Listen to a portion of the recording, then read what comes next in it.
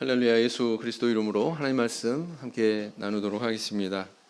오늘은 이제 주기도문 강의 세 번째 시간이고요.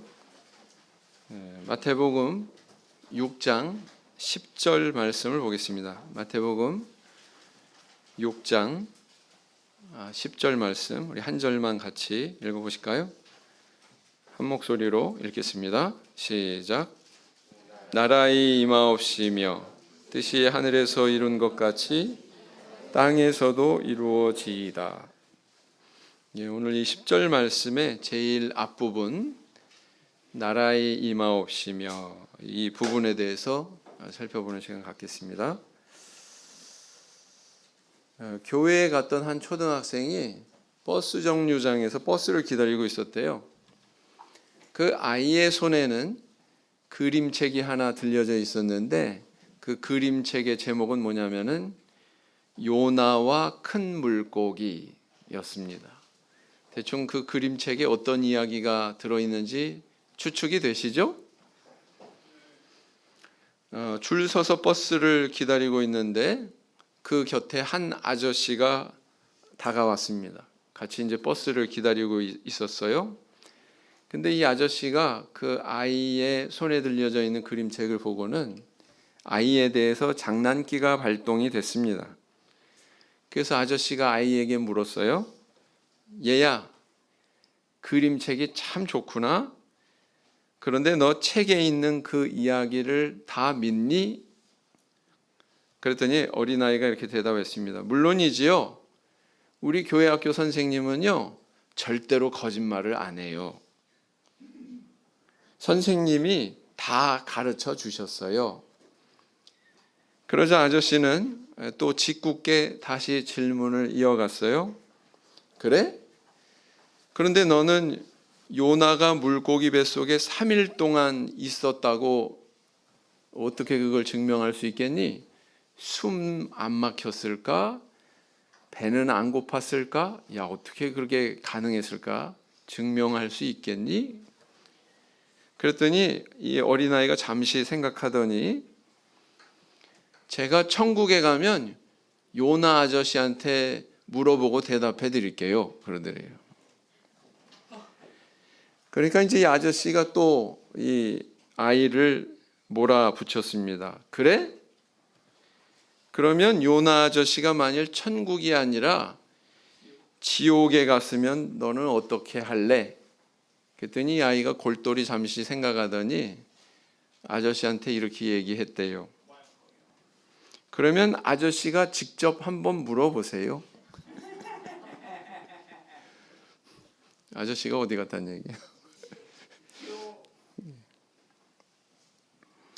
얘기예요? 하나님을 믿는 신앙인이라면 천국과 지옥의 존재를 믿어야 됩니다.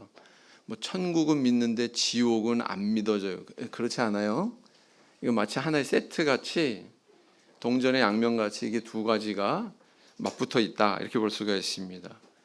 그리고 나아가서 물과 성령으로 난 성도는 이 하나님께서 궁극적으로 천국으로 인도하실 것이다 이런 믿음을 가지고 살아가야 되겠죠.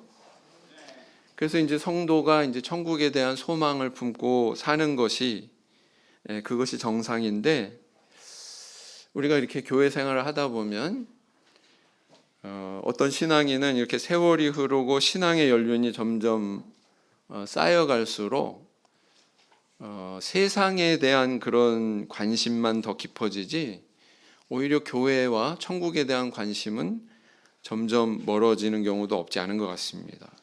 만약에 그렇다면 그것은 신앙생활을 잘못하고 있는 거죠. 네. 나이가 들수록 사실은 세상에 속한 것들에 어떤 관심이나 욕심이나 집착이 사실은 더 줄어들게 돼 있습니다. 그러시죠? 신혼 때 같이 뭐 그 살림살이에 그렇게 관심이 가시던가요? 나이가 들면 아이고 살아보니까 다 그게 그거다. 적당한 선에서 내려놓고 욕심을 줄이게 돼 있습니다. 그렇지 않습니까? 네. 근데 만약에 막 나이가 들수록 더 막 욕심이 더 커지고 더 집착하고 더 소유하려고 막 그렇게 된다면 그건 좀 비정상이다. 저는 그렇게 생각합니다. 우리가 이렇게 더 움켜쥐고 집착하고 더 소유하려고 하는 그런 모습이 있다면 사실은 그것은 천국은 저만치 지금 멀어지고 있다는 뜻이다. 이렇게 생각하는 게 맞다라는 거죠. 그래서 우리가 이렇게 신앙이 깊어질수록 이 땅의 것이 하찮게 보이고 영원한 것에 대한 그런 관심이 더 높아지는 것, 이것이 정상적인 그런 신앙인의 모습이다 이렇게 볼 수가 있습니다. 그런 마음이 있을 때 비록 이 땅에서의 어떤 그런 사정이 때로는 충족되지 못하고 결핍의 요소가 있을지라도 우리는 정말 기쁘고 감사하게 이 땅을 천국처럼 살아갈 수 있는 거거든요. 우리 하박국 3장 17절에서 18절 말씀을 보시겠습니다. 하박국 3장 17절에서 18절 같이 읽겠습니다.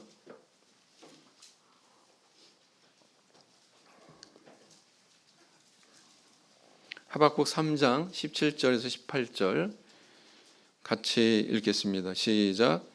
비록 무화과 나무가 무성하지 못하며 포도나무에 열매가 없으며 감람나무에 소출이 없으며 밭에 먹을 것이 없으며 우리의 양이 없으며 외양간에 소가 없을지라도 나는 여호와로 말미암아 즐거워하며 나의 구원의 하나님으로 말미암아 기뻐하리로다. 앞에 쭉 나열된 것은 모자라고 결핍된 요소들을 쫙 나열하고 있는데 그 이후에 뭐라고 그러냐면은 나의 구원의 하나님으로 말미암아 기뻐하리로다. 이렇게 지금 하박국 선지자가 이야기하고 있죠.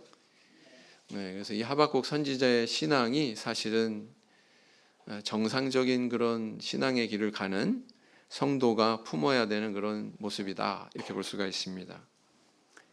만약에 어떤 사람이 대학을 진학하려고 한다면 내가 진학할 학교에 그리고 학과에서 뭘 가르치고 이런 것들에 대한 정보 조사를 할까요? 안 할까요? 마땅히 하겠죠. 그리고 졸업을 하게 되면 어떤 직업을 가지게 되고 뭐 이런 거 꼼꼼하게 살핀 다음에 아마 대학을 선택하고 학과를 선택하고 그럴 겁니다.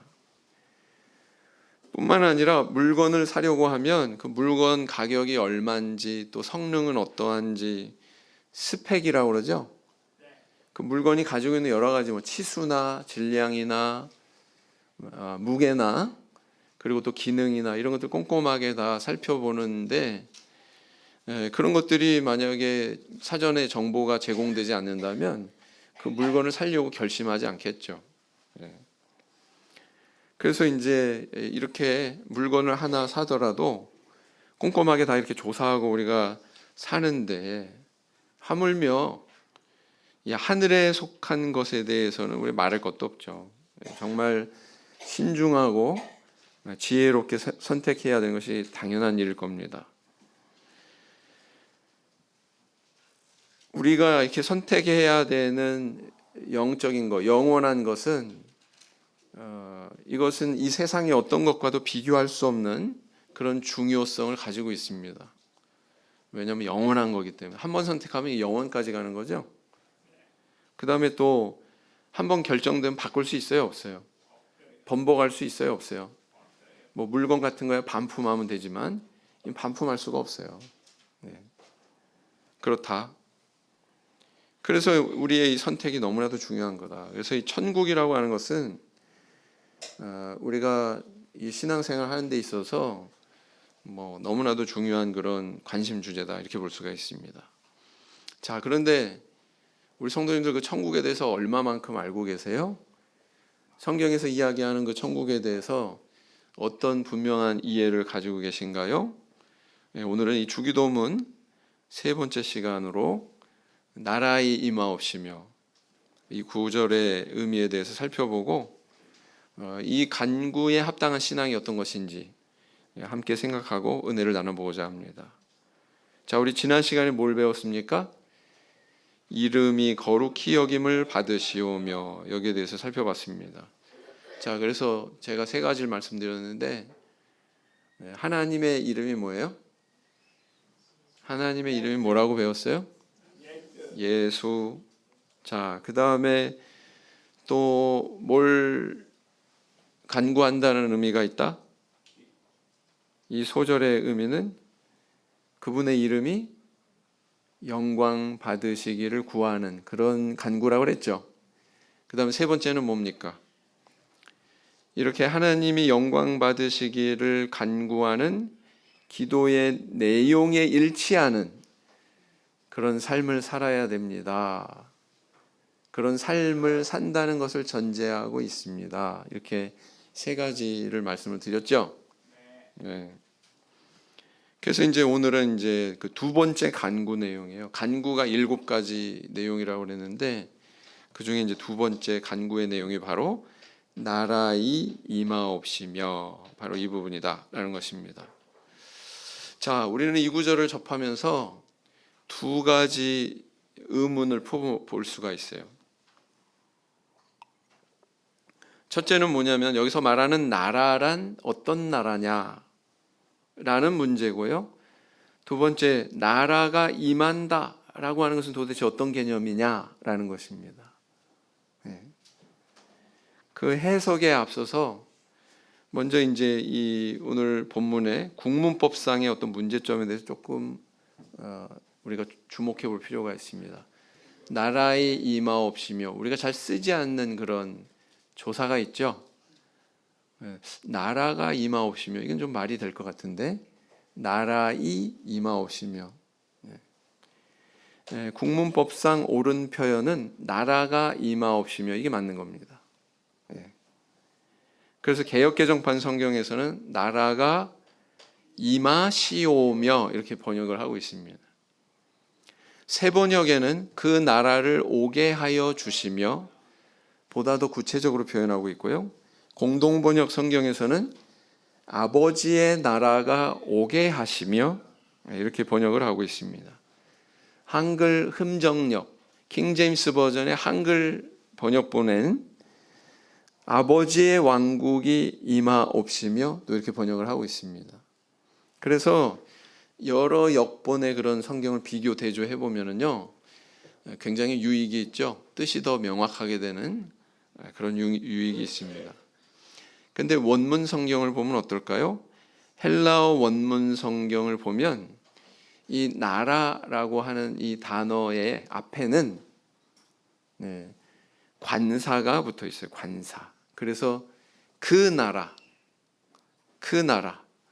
특정한 나라를 가리키고 있다고 이렇게 나타내고 있습니다. 복음서에서 이 천국이라고 하는 단어가 아주 자주 등장하고 있죠. 마태복음에는 천국, 하늘나라 이 표현이 총 30번 이렇게 나옵니다. 그리고 또 하나님의 나라라고 하는 표현은요 3번 나옵니다. 마가와 누가는 하늘나라라고 하는 표현은 하나도 없고요 하나님의 나라라는 표현만 있는데 마가복음에서는 16번, 누가복음에서는 32번 기록을 하고 있습니다. 이걸로 봐서 압도적으로 어디에서 많이 나와요? 마태, 마가, 누가를 비교하면 마태에서 압도적으로 많이 나오고 있구나라는 걸 알 수가 있습니다. 요한복음에서는 하나님의 나라라고 하는 표현이 니고데모와의 대화에서 2번 등장하고 있습니다. 이렇게 하나님의 나라, 하늘나라, 천국 이런 표현이 신약의 주로 복음서에서 이렇게 등장하는데 혼용되고 있다. 때로는 이렇게 표현했다가 저렇게 표현했다가 혼용되고 있다라는 것입니다. 자, 그러면 이 천국, 하늘나라, 이 하나님의 나라 이것은 도대체 어떤 나라일까요? 방금 전에 제가 의문을 제기했었잖아요. 도대체 어떤 나라인가 이 나라는? 뭐 미국이니 일본이니 중국이니 대한민국이니 뭐 이런 개념의 나라일까요? 예수님이 공생의 기간에 이스라엘 백성들이 생각하고 있었던 나라는 어떤 나라일까요?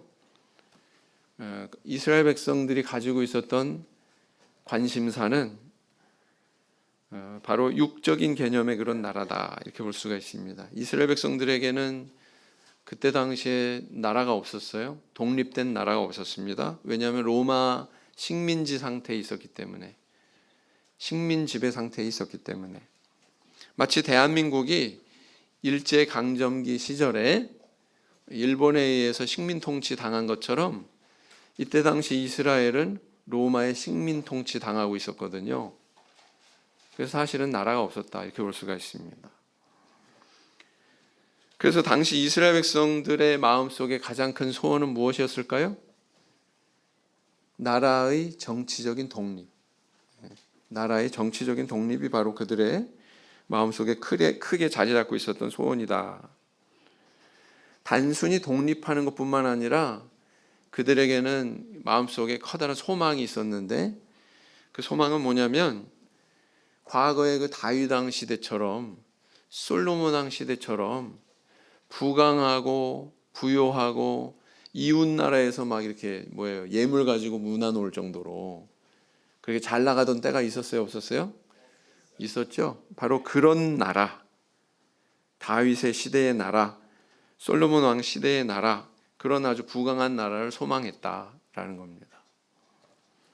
그래서 선지자들의 예언대로 메시아가 온다고 했잖아요. 메시아가 온다고 하는 그런 예언대로 만약에 누군가 이 땅에 온다면은 다윗 왕처럼 저 로마 나라 다 제압하고 물리치고 우리를 다시 또 이렇게 독립시켜 줄 것이다. 그런 소망을 가지고 있었어요. 솔로몬 왕 시대처럼 이디오피아 그 시바 여왕이 예물을 가지고 방문했던 것처럼 우리는 다시 또 그렇게 남들로부터 이렇게 조공도 받고 하는 그런 부강한 나라가 될 거다. 누가 오면은요? 메시아가 오면, 그리스도가 이 땅에 오면, 그런 소망을 가지고 있었단 말이에요. 그런데 그렇게 고대하고 갈망하는 가운데 400년의 침묵을 깨고 400년 동안 선지자가 있었어요, 없었어요? 없었어요. 네. 스가랴 선지자 이후로 선지자가 없었어요. 네. 그런데 어느 날 세례 요한이 먼저 출현을 했고 뒤이어서 또 누가 오셨어요? 예수님께서 등장한 거예요. 그래서 막 백성들이 환호합니다. 와, 선지자가 나타났다. 하나님의 참된 말씀을 전하는 메신저가 나타났다. 막 이러면서 이제 환호했단 말이죠. 그런데 이 세례 요한과 예수님이 두 분이 활동을 시작할 때 특이한 점을 발견하게 됩니다. 두 분의 공통점이 있어요. 세례 요한과 예수님의 공통점. 뭘까요? 세례 요한도 맨 처음에 시작한 게 뭐냐면 천국을 선포했습니다. 회개하라. 천국이 가까웠느니라. 예수님도 뭐라고 그러셨어요? 네. 회개하라. 천국이 가까웠느니라. 마치 표절한 것처럼 예수님이 세례 요한의 목소리를 그대로 지금 구현을 하고 있단 말이에요. 마태복음 3장 2절을 보겠습니다. 마태복음 3장 2절.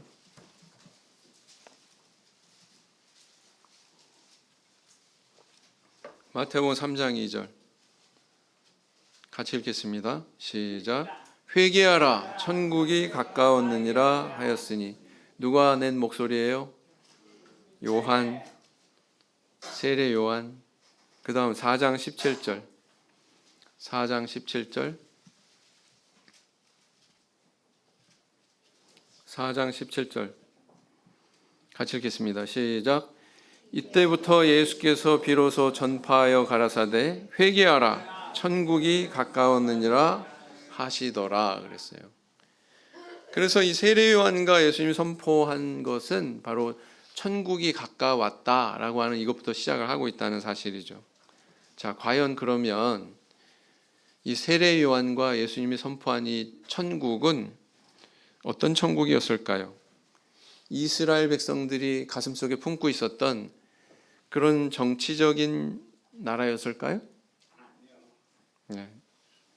로마로부터 이렇게 독립해서 정말 다윗의 영화로운 시대, 솔로몬 왕의 그런 부요한 시대, 그런 시대의 나라를 의미했을까요? 그렇지 않습니다. 두 분이 이렇게 선포한 나라는 그런 개념의 나라가 아니었다. 지금까지 이 땅에 존재한 나라와는 전혀 다른 성격의 나라, 전혀 다른 개념의 나라를 이야기하고 있는 것이다 라는 것입니다. 그럼 이렇게 두 분이 말씀한 이 천국의 특징은 뭘까요? 그 특징은 바로 이렇습니다. 첫째는 눈으로 볼 수 없는 영적인 나라다라는 것입니다. 눈으로 발견되지 않는, 육적인 눈으로 발견되지 않는 영적인 나라다라는 것입니다. 누가복음 17장 20절 21절 보시겠습니다. 누가복음 17장 20절 21절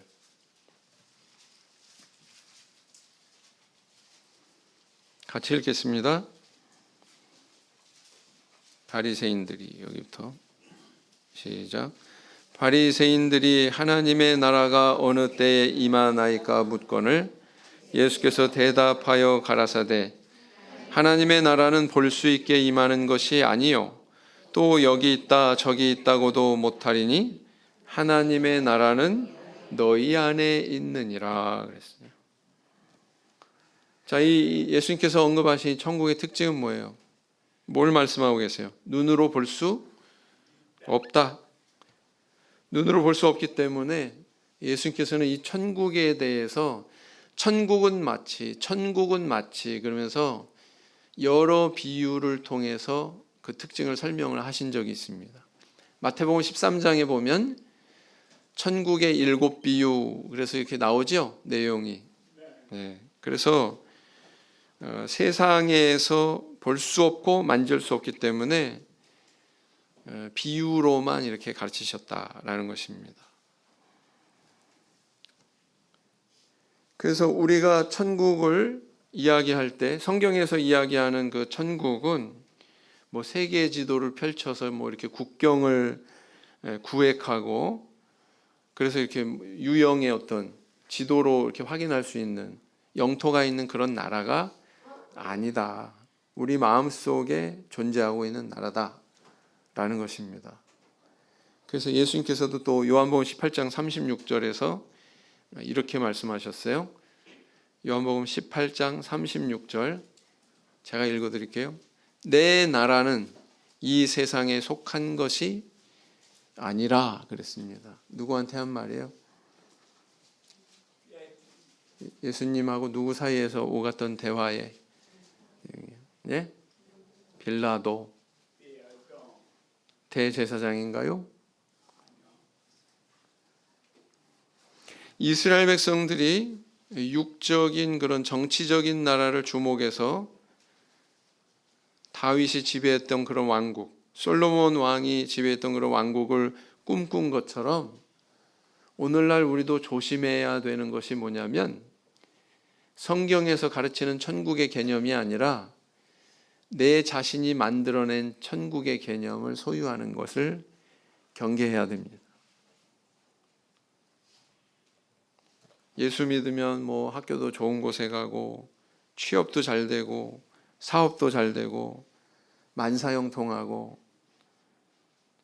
그렇게 그 생각을 한다면 실제로 그래요, 안 그래요? 실제로 그렇지 않아요. 그것이 내가 예수님 믿기 때문에 교회 다니기 때문에 내가 기대할 수 있는 천국으로 생각한다면 사실은 잘못 생각하고 있는 거다. 물론 그런 것들을 하나님께서는 우리가 필요할 때 주십니다. 그러나 그렇게 눈에 보여지는 것이 전부가 아니다 라는 겁니다. 그런 외적인 것들에서 천국을 찾으려고 한다면 우리는 크게 시험에 들 수 있어요. 크게 잘못된 신앙의 길에 올라설 수가 있다라는 것입니다. 소위 기복신앙에 빠질 수 있다는 거죠. 네, 그렇습니다. 성경의 그 천국에서 우리가 멀어질 수 있다는 거죠. 그래서 우리 관심의 초점은 외적으로 이렇게 드러나는 그런 환경이나 뭐 이런 것들에 집중되어 있으면 안 됩니다. 에디 라이민 형제가 굉장히 큰 어려움을 겪었죠. 한국에 와서. 우리 성도님들은 그 사건에 대해서 어떤 이해를 가지고 계세요? 에디 라이민 형제 세례 받았어요? 안 받았어요? 성령도 받았어요? 안수하니까 눈물 흘리면서 기도하더라고요. 근데 하나님의 백성인데 왜 그런 어려움을 당해요? 병원비도 엄청 나왔어요. 한 4,200만 원 정도. 진천에서 1,200. 중국대병원에서 한 300여만 원. 3천여만 원. 엄청 나왔습니다. 굉장한 시험이죠. 네? 우리 라이민 형제한테는 그게 지옥으로 느껴질 거예요. 그죠? 성도님은 어떻게 생각하세요? 그런데 이 형제가 교회도 한 2년 동안 전혀 출입 안 하면서 돈 버는 그런 생활에 완전히 몰두해 있었더라고요. 비자 기간, 여권 기간도 만료된 지 1년 됐고, 여기 그 합법적으로 거주할 수 있는 그런 허락된 기간도 넘긴 지가 무려 2년이 넘었고, 불법 체류하면서 그렇게 돈 버는데 몰두했거든요. 그래서 제 생각에는 하나님께서 크게 시험을 주셨다. 그동안 그렇게 애쓰고 막 그런 거 다 지금 병원비로 다 나간 거잖아요. 그죠? 거기에 우리 하나님께서 말씀하시고자 하시는 뜻이 있어요, 없어요? 그게 소중해요, 안 해요? 그 의미가 있죠? 좀 돌아가서 잘 깨닫고 신앙도 다시 회복할 뿐만 아니라 그 산지족들 가운데 잃은 양이었다고요, 이 형제가. 근데 이런 경험을 했으니 정말 신앙이 어떤 커다란 대오각성하는 그런 계기가 되었다면 좋은 일꾼이 될 수도 있지 않을까? 이게 지금 제가 생각하는 겁니다. 될 수 있어요, 없어요? 네. 그래서 하나님의 섭리의 관점에서 이런 시련은 지옥이 아니라 사실은 이게 천국으로 바뀔 수 있다. 있을까요, 없을까요? 네. 자, 두 번째, 하나님의 통치가 임하는 영역이 천국이다라는 것입니다. 마태복음 12장 28절, 마태복음 12장 28절 찾으시겠습니다. 마태복음 12장 28절. 목소리가 조금 아름답게 들리십니까? 기침은 안 나오잖아요. 그죠? 오늘은. 마태복음 12장 28절 같이 소리내서 읽겠습니다. 시작. 그러나 내가 하나님의 성령을 힘입어 귀신을 쫓아내는 것이면 하나님의 나라가 이미 너희에게 임하였느니라. 예수님께서 우리가 하나님의 나라를 이해하는데 굉장히 중요한 단서를 주는 그런 말씀을 하셨어요. 여기에서. 네. 헬라어 성경에 보면, 원문 성경에 보면 나라라고 하는 이 단어는 바실레이아 이렇게 발음을 하거든요. 바실레이아. 근데 이게 나라뿐만 아니라 왕국이라고 하는 단어로도 번역이 되고요. 또 왕의 권세로도 번역이 됩니다. 왕의 권세. 전혀 좀 다른 개념이죠. 그 다음에 왕의 통치로도 번역이 됩니다. 그 다음 주권자 또는 주권 이런 뜻으로도 번역이 됩니다. 다시 말하면 천국은 하나님이 왕이 되셔서 통치하는 곳 이런 의미라는 거예요. 이 예수님 말씀의 근거에서 보면 예를 들어서 예수님께서 귀신 들린 사람을 고치셔가지고 아주 깨끗하게 말끔하게 그렇게 정신이 회복이 되도록 하셨습니다. 그랬더니 사람들이 놀라면서 뭐라고 말했어요? 야, 하나님의 역사가 나타났다. 이렇게 또 말하는 반면 종교 지도자들은 또 뭐라고 비난했습니까? 저 귀신의 왕 바알세불을 힘입어서 저렇게 고쳤다. 그렇게 비난했을 때에 예수님께서 그들에게 말씀하십니다. 내가 만약에 하나님의 손을 힘입어 귀신을 쫓아내는 것이면 하나님의 나라가 이미 너희에게 임하였느니라. 이 말씀이 무슨 뜻이에요? 만약에 귀신이 지배하면 그곳은 어떤 곳이냐면 귀신의 나라예요. 근데 하나님이 지배하시면 그곳이 바로 하나님의 나라다, 이런 뜻입니다. 자, 귀신이 굴복했어요. 하나님께서 지배하고 계신 거죠. 그러니까 하나님의 나라가 이미 너희한테 임한 거다, 이런 개념을 설명하신 것입니다. 그래서 천국은 물리적인 어떤 공간의 개념이 아니고 하나님의 통치가 임하는 영역, 이것이 바로 천국이다라는 것입니다. 왜 우리는 오늘날 나라에 임하옵시며 이렇게 기도하고 있습니까? 사실은 이 땅이 혼란하고 무질서하다는 것을 전제하고 있는 거예요. 아담이 선악과 범죄한 이후에 땅이 저주를 받았고, 그래서 마귀에게 순종한 이후에 사람도 마귀가 지배하는 것처럼 이 땅의 여러 영역에서 무질서와 혼돈이 지배하는 그런 상황으로 전락해버렸다라는 것입니다. 본래 이 땅은 누구 거예요? 소유가 누구 거예요? 우리 청주교회 이 땅 소유가 누구 거예요? 청주교회 거예요? 네, 하나님 거예요. 우리 성도님들 살고 있는 집 소유가 누구 거예요? 등기부등본에는 누구라고 돼 있어요? 뭐 홍길동 이렇게 뭐 돼 있겠지만 진정한 주인은 누굽니까? 하나님이에요, 하나님. 그런데 인간이 마귀에게 순종한 이후 마귀가 지배하는 이 세상이 되다 보니까 이 땅은 본래 하나님의 것인데 마귀가 자기 것인 것 마냥 행세하는 그런 상황이 벌어지고 있는 겁니다. 그렇죠? 그래서 우리가 나라의 임하옵시며 이렇게 기도한다는 것은 마귀의 권세가 횡행하는 이 땅이, 혼란과 무질서로 난장판이 된 이 땅이 하나님이 지배하시는 온전한 질서와 선한 그런 모습으로 다시 회복될 수 있도록 인도해 주세요. 그렇게 바르게 잡아주세요. 이렇게 요청하는 그런 의미가 있다는 것입니다. 그죠?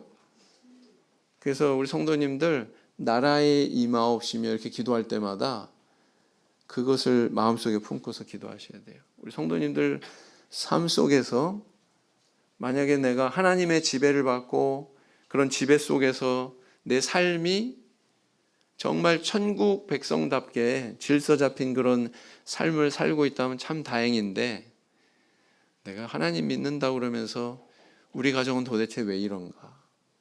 내 삶의 모습이 도대체 왜 이런가? 이렇게 회의가 든다면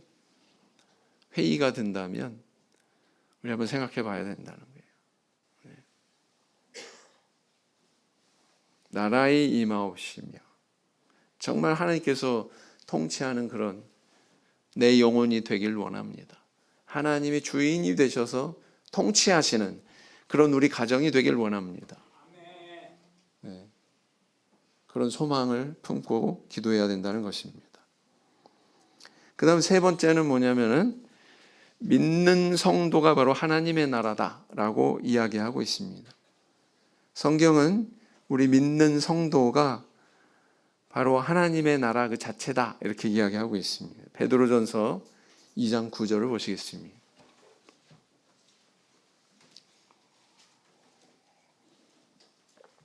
베드로전서 2장 9절 같이 읽어보실까요? 오직 너희는 택하신 족속이요 왕같은 제사장들이요 거룩한 나라요 그랬어요. 거룩한 뭐라고요? 나라. 이렇게. 그래서 이건 또 어디까지 연결이 되냐면 계시록 1장 6절에 보시면, 계시록 1장 6절을 보시겠습니다. 계시록 1장 6절을 보시면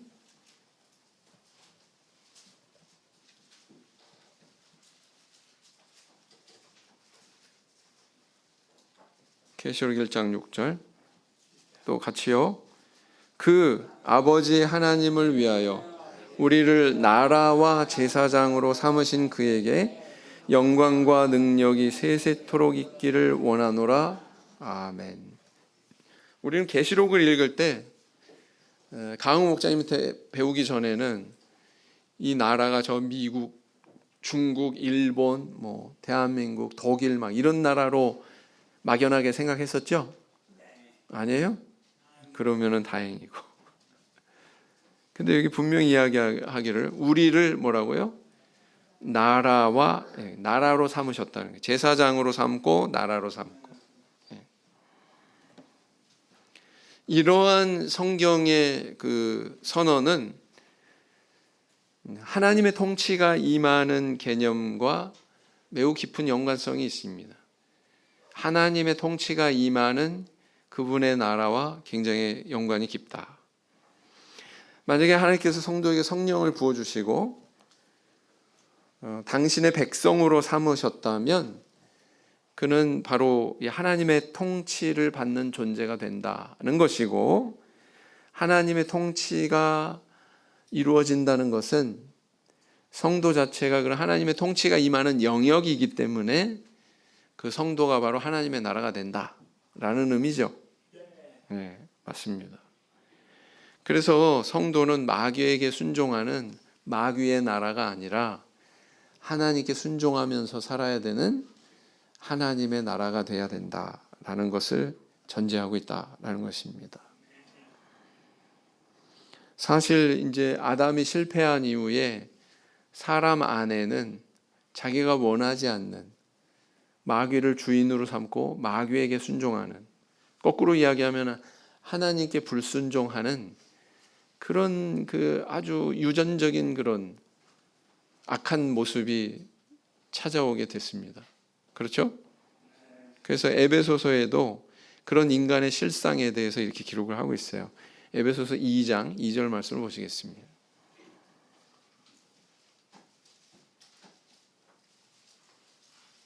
에베소서 2장 2절 말씀.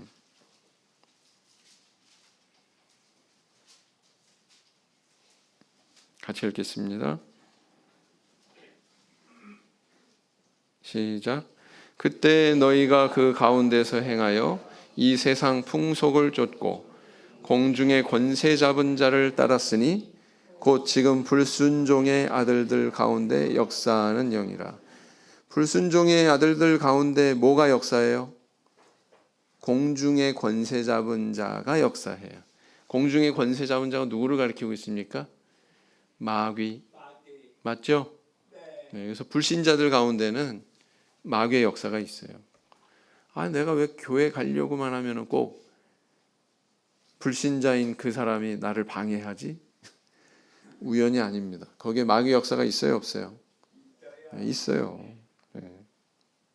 그래서 우리가 이렇게 나라에 임하옵시며 이렇게 기도한다는 것은 또 이런 관점에서 의의가 있다. 뭐냐?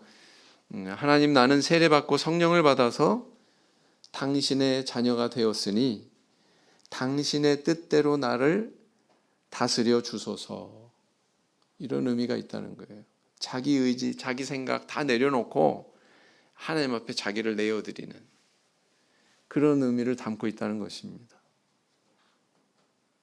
그래서 우리 성도님들 나라에 임하옵시며 이렇게 기도할 때 어떤 자세로 기도해야 되겠어요? 방금 말씀드린 대로 다 자기 것 내려놓고 자기 뜻, 자기 의지, 자기 생각 다 내려놓고 오로지 하나님만 나를 통치하시고 나를 다스려 주세요.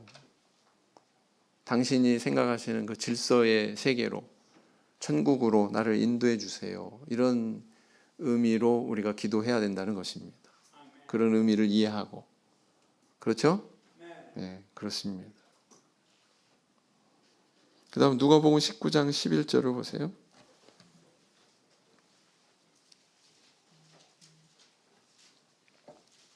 누가복음 19장 11절.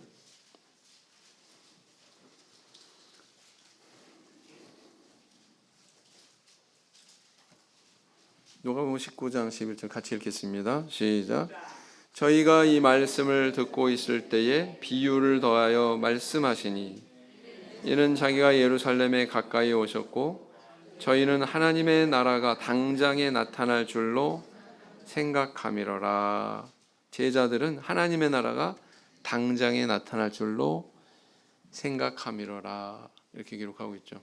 성경을 보면 우리 성도님들이 가끔 헷갈릴 때가 있어요. 헷갈리게 만들 때가 있습니다. 어떤 곳에서는 이미 구원받았다고 그러고, 그죠? 달리 표현하면 이미 천국이 임했다고 그러고, 어떤 곳에서는 지금 온다고 하기도 하고, 그리고 장차 미래에 올 것이다 이렇게 이야기하기도 하고. 누가복음 방금 읽으신 이 부분의 마지막에 보니까 천국이 아직 도래했다고요, 안 했다고요? 도래하지 않았다고 그렇게 또 이야기하고 있죠. 도대체 시간적으로 과거, 현재, 미래 중에서 언제 도래한다는 뜻입니까? 그것을 판단하기 전에 우리는 이것을 먼저 이해해야 돼요. 이 천국이라고 하는 것은 우리의 구원에 대한 서술과 굉장히 긴밀하게 연관되어 있구나라는 것을 아셔야 됩니다. 우리가 구원받는다는 것은 결국은 뭐예요? 천국에 들어간다는 의미죠. 그 두 가지를 결부시켜서 우리가 생각을 해봐야 된다. 우리가 이해해야 되는 구원에 대한 그런 특징이 있습니다. 그것은 바로 뭐냐면은 이 구원도 성경 안에서 과거, 현재, 미래 세 개의 시간으로 언급하고 있다는 거예요. 자, 어떤 성도가 세례 받았어요. 그럼 그분한테 우리는 어떻게 표현합니까? 저분 구원 받았습니다. 과거 사건이에요. 과거 뭐시에 어디 가가지고 미원면에 가서 세례 받고 구원 받았습니다. 받았어요, 과거에. 그렇게 표현하죠? 네, 그렇습니다. 그 다음에 성경에서 어떤 병자가 이렇게 병 나은 것을 구원 받으니라 이렇게 표현하는 것처럼 우리 살아가면서 우리 삶 속에서 하나님의 은혜 받고 구원받는 상황들이 있어요, 없어요? 뭐 병이 나았다거나 예기치 않은 그런 삶 속에서의 어떤 곤란한 상황을 벗어났다거나 그러면 우리 그것도 뭐라고 표현해요? 구원받았다 이렇게 표현한다는 거죠. 그 다음 우리가 궁극적으로 영원한 천국에 이르게 될 것에 대해서도 성경도 역시 그렇게 이야기하고 우리도 어떻게 표현하고 있습니까? 우리는 천국에 들어갈 거야. 아니, 구원에 대해서 얘기하기로 했죠. 우리는 구원받을 거야, 미래에. 이렇게 얘기한다는 거죠. 네. 그래서 우리는 과거에 구원받았고 또 현재 구원받고 있고 장차 우리는 영원히 구원받을 거야. 이 세 개의 시제를 다 이야기하고 있다는 겁니다. 그래서 모든 시간이 다 이렇게 연속되고 있다라는 것을 알 수가 있죠. 근데 천국도 마찬가지라는 거예요. 천국도. 네.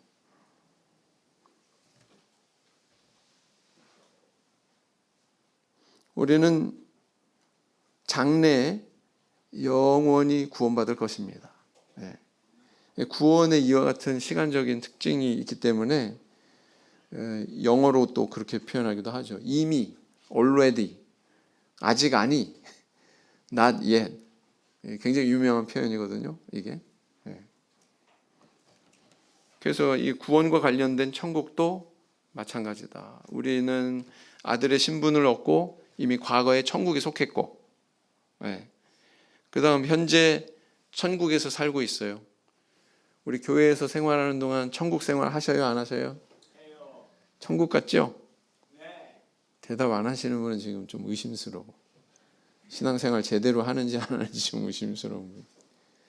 야, 정말 천국 같다. 교회가 정말 즐겁고 보람 있고 참 좋다. 그런 생각 드세요? 그래야 참다운 신앙의 길을 가고 있다 이렇게 생각이 됩니다. 그리고 영원한 천국에 장차 나는 들어가게 될 것이다. 이런 또 소망이 우리 가운데 있죠. 네? 그래서 과거, 현재, 미래 모든 시제가 이 구원이라고 하는 주제에 그리고 또 그거와 연결되어 있는 천국이라고 하는 주제에 다 반영이 되고 있다라는 것입니다. 그래서 우리가 이 주기도문에 나라에 임하옵시며 라고 하는 이 부분을 기도할 때 우리는 그것을 다 우리 마음속에 담고 기도해야 돼요. 네. 우리의 구원에 대해서, 천국에 대해서. 네. 그래서 만약에 이런 기도를 올리는 자가 이 땅에서 살아갈 때 어떤 태도로 살아가야 될까요? 천국을 마음속에 담고 기도한다면, 그것이 전제가 된다면 이 땅에서, 이 세상에서의 뿌리를 너무 깊이 내리려고 하지 말라라는 것입니다. 요한일서 2장 15절 말씀을 보시겠습니다. 요한일서 2장 15절 같이 읽겠습니다. 요한일서 2장 15절 이 세상이나 세상에 있는 것들을 사랑치 말라. 누구든지 세상을 사랑하면 아버지의 사랑이 그 속에 있지 아니하니 그랬어요. 출애굽기에 보면 이 이스라엘 백성들이 애굽을 나올 때 음식을 먹습니다. 그게 유월절 음식이었죠. 근데 그 음식을 먹는 복장이 참 특이해요. 뭐라고 명령하셨냐면 허리에 띠를 띠어라. 의관을 제대로 갖춰라. 그 다음 발에 신을 신어라. 그 다음 손에 지팡이를 잡고 급하게 먹으라. 어떤 때 이렇게 식사하세요? 우리 성도님들은? 아침에 늦잠 자가지고 급하게 출근할 때. 안 그래요? 이스라엘 백성들은 길 떠나기 직전에 이런 복장으로 식사를 한 거예요. 나는 더 이상 이 애굽 땅에 머물지 않는다. 내가 가야 되는 저 가나안 땅을 향해서 빨리 출발해야 된다. 그런 의미를 담고 있는 거예요. 이거 다 내가 뒤로 하고 난 바로 떠나야 된다. 그러니까 이렇게 먹는 거거든요. 아브라함은 충분한 재산이 있었지만 자기가 가지고 있는 재산으로 농지를 사지 않았어요. 왜 그랬을까요? 그는 가나안 땅에 농지를 사서 농사 짓는 것이 아니라 평생 천막에 거하면서 목초지를 찾아가지고 이리저리 양과 염소를 치면서 유목 생활을 합니다. 그걸 히브리서 11장에서는 뭐라고 표현하냐면 나그네로 살았다. 나그네로. 네. 그리고 또 그는 자기가 가게 될 영원한 본향을 사모했다. 이렇게 기록하고 있습니다. 제가 이렇게 얘기한다고 해서 그럼 부동산도 사지 말란 얘기인가? 그건 아니에요. 그건 아닙니다. 여러분들 마음이 어디 있냐라는 거예요. 성도님들의 마음이 어디 있느냐라는 거예요. 그래서 우리의 모습도 이러해야 된다는 거예요. 출애굽하는 이스라엘 백성들처럼 또 가나안 땅을 이리저리 유리하면서 살았던 아브라함처럼 그런 모습이 우리에게 있어야 된다는 것입니다. 우리의 마음은 어디에 있습니까? 신앙심이 깊은 한 농부가 죽어가지고 천국문에 도착했대요. 천국에 들어가려고 줄을 서가지고 쫙 기다리고 있는데 베드로가 떡 문을 열고 나오더니 한 사람씩 이렇게 들여보내더래요. 한 사람씩. 그 이제 농부가 자기 차례를 이제 기다리고 있는데 자기 앞에는 누가 서 있었냐면 한 부자가 서 있더래요. 줄 서 있더래요. 근데 이제 한 사람 들어가고 두 사람 들어가고 나중에 이제 이 부자도 자기 순서가 돼서 이제 천국 안에 딱 들어가게 됐습니다. 문 안에 딱 들어가는데 이 앞에 먼저 들어간 사람하고는 달리 안에서 막 주악을 하고 악기 연주했다는 얘기죠. 막 그냥 뭐 우레 같은 그런 박수 소리가 나오고 막 엄청 환영을 하더래요. 그래가지고 이거 나도 들어가면 저렇게 환영해 주겠거니. 자기도 이제 드디어 들어갔답니다. 근데 이거는 아이고 어서 오세요 반갑습니다. 아주 간단하게 끝나더래요. 그래가지고 이 농부가 갑자기 버럭 화를 내면서 아니 앞서 들어간 부자는 그렇게 뭐 악기 연주도 해주고 막 우리 같은 박수도 쳐주고 그러면서 환영을 했는데 나한텐 고작 이겁니까? 그 항의를 했답니다. 그랬더니 베드로가 뭐라고 그랬대요? 안에서 사실은요, 당신 같은 이런 농부는요 대부분 다 옵니다. 근데 부자는 100년에 한 번 올까 말까 하거든요. 그래서 정말 오랜만에 와가지고 저희들이 너무나도 감격해가지고 박수 쳐주고 이렇게 악기 연주까지 해준 겁니다. 그렇더래요. 부자가 천국에 들어가는 게 얼마나 어렵다고요? 약대가 바늘구멍으로 들어가는 것보다 어렵다. 그러지 않습니까?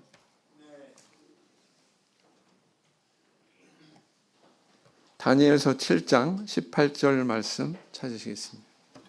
다니엘서 7장 18절. 다니엘서 7장 18절 같이 읽겠습니다. 시작. 지극히 높으신 자의 성도들이 나라를 얻으리니 그 누림이 영원하고 영원하고 영원하리라. 우리가 품고 있는 천국은 어떤 천국이에요? 영원하고 영원하고 영원한 천국입니다. 이 땅에서의 것과 같이 일시적이고 썩어질 것이고 사라질 것이 아닙니다. 그 나라를 이렇게 하나님께서 우리에게 약속하고 계시거든요. 부디 나라의 임하옵시며 이렇게 기도하실 때마다 천국의 소망을 우리 가슴속에 굳게 생각하고 품고 하나님 앞에 기도할 줄 아는 저와 우리 성도님들 다 되시기를 원합니다. 묵상 기도하시겠습니다.